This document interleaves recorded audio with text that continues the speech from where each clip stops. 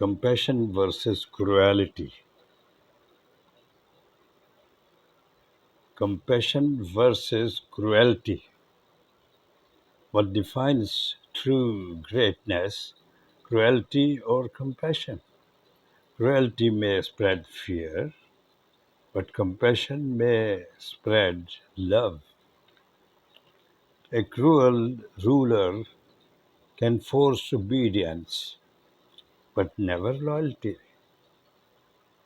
A compassionate leader may seem gentle, yet he builds unbreakable strength in his people. Cruelty divides, compassion unites. Cruelty ends in rebellion,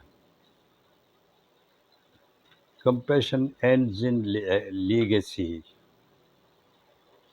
The world forgets tyrants, but it never forgets those who showed kindness.